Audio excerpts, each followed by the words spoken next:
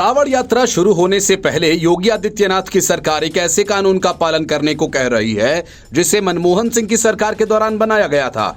लेकिन अब जब योगी आदित्यनाथ की सरकार उसका पालन करवा रही है तो पूरा विपक्ष आसमान सिर पर उठा रहा है। इसमें कट्टरता दिख रही है, लोकतंत्र खतरे में पड़ गया। जमीयत उलेमाए हिंद ने तो इस मामले को कोर्ट तक ले जाए जाने की तैयारी कर ली। कांवड़ पथ के दुकानदारों को अपनी दुकान के बाहर साफ साफ लिखना होगा।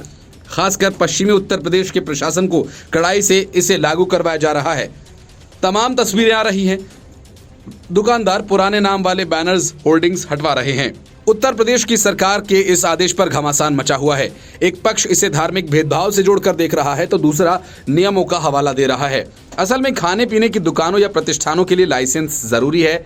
ये दो अथॉरिटीज जारी करती हैं, पहला केंद्रीय और दूसरा स्टेट। ऐसे प्रतिष्ठान जो केंद्र सरकार के दायरे में आते हैं उन्हें केंद्रीय एजेंसी लाइसेंस देती हैं, जबकि जो राज्य सरकार के दायरे में आते हैं उन्हें संबंधित राज्य सरकार लाइसेंस जारी करती है। अगर उत्तर प्रदेश की बात करें तो यहाँ प्रत्येक जिले में सहायक आयुक्त खाद्य, द्वितीय या अभिहित अधिकारी होते हैं जो खाद्य प्रतिष्ठानों को लाइसेंस जारी करते हैं।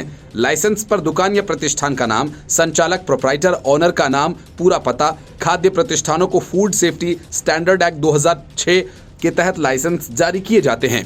लाइसेंस से जुड़े नियम कायदों का प्रावधान फूड सेफ्टी रूल 2011 से किया गया है, जो डॉक्टर मनमोहन सिंह की सरकार में बना था। इस रूल में लाइसेंस की शर्तों पर नजर डालें तो खाने पीने की दुकानों के लिए कम से कम 15 कड़ी शर्तें हैं। सबसे पहली शर्त, खाद्य प्रतिष्ठानों को अपने लाइसेंस की असली कॉपी दुकान में किसी ऐसी जगह लगाना अनिवार्य है जो उपभोक्ता को नजर आए। लाइसेंसिंग की शर्तों में यह भी कहा गया कि अगर दुकानदार अपने प्रतिष्ठान में किसी भी तरह का बदलाव करता है तो भी उसे लाइसेंसिंग अथॉरिटी को उसकी जानकारी देनी होगी। जैसे अपने लाइसेंस जिस नाम पर लिया गया है, अगर दुकान का नाम बदलकर कुछ और कर दिया गया तो उसकी जानकारी भी देनी होगी। और इसके अलावा जो सामान बेचने के लिए लाइसेंस लिया गया है उससे इतर कोई और सामान नहीं बेचा जाएगा। प्रतिदिन प्रोडक्शन, रॉ मटेरियल और सेल्स का रिकॉर्ड रखना होगा।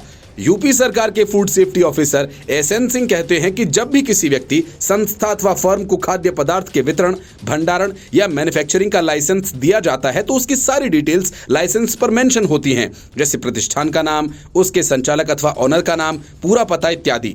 लाइसेंस की एक कंडीशन ये भी है कि इसमें साफ साफ कहा गया है कि प्रतिष्ठान या दुकान पटल पर ऐसी जगह प्रदर्शित करना होगा जहां ग्राहक उसे देख सके।